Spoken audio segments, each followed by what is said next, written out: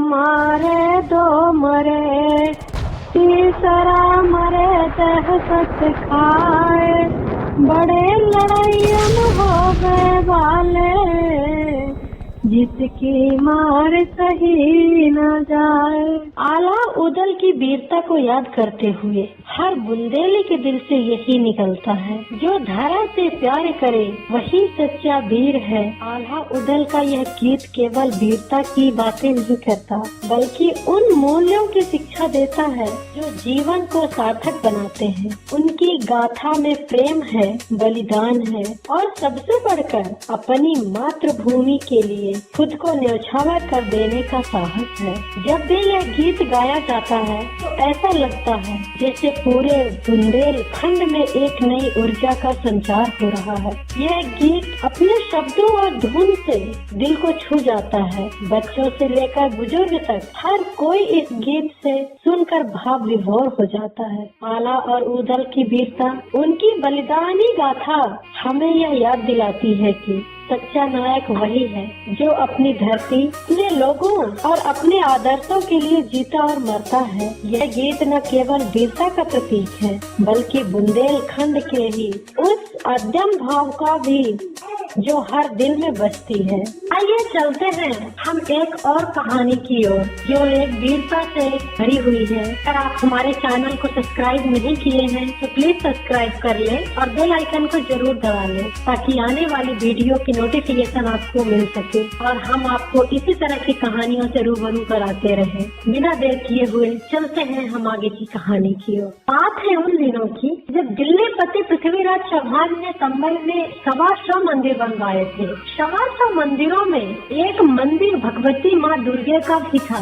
इस मंदिर को मनोकामना सिद्ध मंदिर भी कहा जाता है। दूर दूर से राजा और प्रजा इस मंदिर में श्रद्धा पूर्वक पूजा करने आते थे। मंदिर के पास बहुत सुंदर बगिया भी थी। प्रायः घोड़े को राजा बगिया में छोड़कर मंदिर में पूजा करने जाते थे। एक बार किसी राजा के घोड़े ने माली को बहुत परेशान कर दिया। उन्होंने पृथ्वीराज चौहान से जाकर शिकायत कर दी। पृथ्वीराज चौहान ने निर्णय लिया कि जो भी राजा संभल में तीर्थ स्नान करने के लिए आएगा वह एक घोड़ा कर के रूप में भेंट करेगा। यह घोड़े की कीमत पृथ्वीराज को देगा, तभी गंगा स्नान कर सकेगा। यह प्रथा वर्षों तक चली तो पंडित जन परेशान हो गए। उन्होंने रात्रि जागरण तथा यज्ञ करके देवी से प्रार्थना की। देवी प्रकट हो गई और दर्शन दे करके प्रार्थना पूछी। पंडित जनों ने कहा, पृथ्वीराज ने इतनी बड़ी भेंट कर रूप में लेने शुरू कर दिए हैं, तीर्थयात्रियों के पास दान दक्षिणा देने के लिए कुछ बचता ही नहीं है और हमारा तो गुजारा चलना ही कठिन हो गया है। देवी ने आश्वासित किया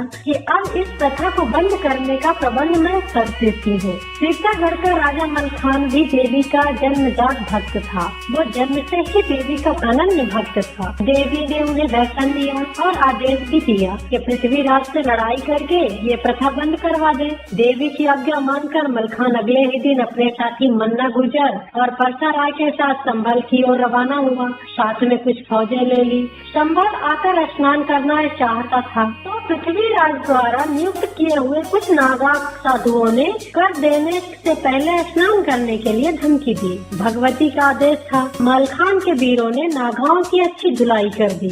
उन्होंने जाकर पृथ्वीराज को बताया कि राजा घमंडी राय आया है, कर तो चुकाया ही नहीं, सभी को लहूलुहान कर दिया। राजा पृथ्वीराज को क्रोध आ गया कि उसकी सत्ता को जो ललकारा है। पिथौरा राय ने धीर सिंह और चामुंडा राय को भेज तथा घमंडी राय को पकड़ लाने का आदेश दिया। 2 और मोर्चा संभाल लिया और मलखान ने मन्ना गुजर और पारस राय को उससे भिड़ा दिया। अजय सिंह और विजय सिंह, जीत सिंह भी तैयार हो गए। अपनी फौज सहित संभल में बुला लिया। उन्होंने हाथी सजा लिए संभल के मैदान में जा पहुँचे। फिर युद्ध होने लगा। एक और मन्ना गुजर, दूसरी ओर पारस राय ने मोर्चा संभाल लिया था और बीच में स्वयं मलखान ने नेतृत्व संभाला। भीषण युद्ध हुआ। दोनों ओर से हर हर महादेव घोषणा हो रही थी। धीर सिंह की ललकार सुनकर मलखान को और क्रोध आ गया। उसने कहा, गर्व मत करो, रावण ने गर्व किया था, देखो उसका क्या हाल हुआ है। दुर्योधन ने गर्व किया, पांडवों ने उसको चूर चूर कर दिया। हिरण्यकश्यप भगवान ने स्वयं अपने नाखूनों से चीरे फाड़ दिया। फिर तो भारी युद्ध हुआ, लाशों में लाश बिछ गई, यहाँ तक कि जिंदा सिपाही लाशों में छिप गए थे। तलवारें मछली सी और ढाले कछुए की जैसी रक्त में तैरने लगी। मलखान ने अपनी फौज के वीरों को उत्साहित करते हुए कहा, हर कदम आगे बढ़ने पर हर एक असरफी इनाम दूंगा। योद्धा आगे बढ़ते बढ़ते एक दूसरे की सेना में घुस गए। अपने पराये की पहचान न रही, बस मारो काटो मारो यही धुन पर सुनाई दे रहा था। मलखान को अपनी फौज कमजोर दिखाई पड़ी, तब उसने अपना घोड़ा बीच में घुसा दिया। मलखान को बढ़ता देख मन्ना गुजर भी आगे बढ़ा और दोनों ने ऐसी मार काट मचाई कि हाथ पांव व सिर कटते और उड़कर गिरते ही दिखाई दे रहे थे। पृथ्वीराज चौहान को समाचार मिला कि मलखान ने मनोकामना तीर्थ पर भीषण युद्ध करके दिल्ली की सेना को बहुत हैरान कर दिया है। तो पृथ्वीराज चौहान ने चौड़ा बख्शी और पाट सिंह को साथ लिया। धीरा साहर को भी तैयार किया और बताया कि मलखान ने तीर्थ पर भेंट देने से मना कर दिया। वह सबसे कह रहा है कि दिल्ली पति को भेंट लेने का कोई हक नहीं है। अगर भेंट बंद कर दी गई तो हमारी तौहीनी हो जाएगी। जब मंदिर हमने बनवाया है तो भेंट लेने का भी हक हमारा है। चौहानों की आन की रक्षा के लिए मलखान को रोकना आवश्यक है। पृथ्वीराज चौहान ने बड़ी सेना लेकर संभल पहुंच गए। दोनों सेनाएं एक दूसरे के खून की प्यासी हो गयी। पृथ्वीराज ने कहा, हे बनाफर बंसी मलखान, क्यों दोनों ओर की सेनाओं को मरवा रहे हो? ये भ्रम मन से निकाल दो कि तुमसे बढ़कर कोई वीर नहीं है। तुमने इतने नागा साधुओं की हत्या कर दी है। तुम पापी हो। तुम मुझे भेंट नहीं दोगे तब तक यहाँ से वापस नहीं जाओगे। अगर मेरे पास देने का कुछ भी नहीं है तो अपना यह घोड़ा दान देकर अपनी जान बचाकर भाग जाओ। मलखान यह बात सुनकर आग बबूला हो गया और बोला, महोबे वाले ऐसी बातें सुना नहीं करते। हम तुम्हारे नौकर चाकर नहीं हैं जो तुम्हारी खुशामद करेंगे। मैं पुष्य नक्षत्र में पैदा हुआ हूँ और पुष्य और रोहिणी नक्षत्र में जो पैदा हुए होते हैं वह विश्व को लोहा मना देते हैं। राजा राम श्री कृष्ण भी इसी मुहूर्त में उत्पन्न हुए थे। उन्होंने पापियों का नाश किया है। चौहानों की क्या ताकत है जो मुझसे मुकाबला कर सके?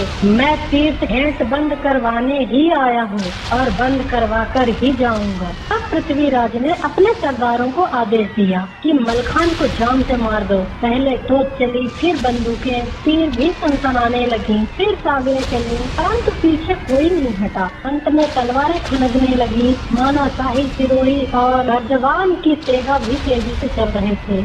एक मरे तो दो मरे, तीसरा दहशत खाए।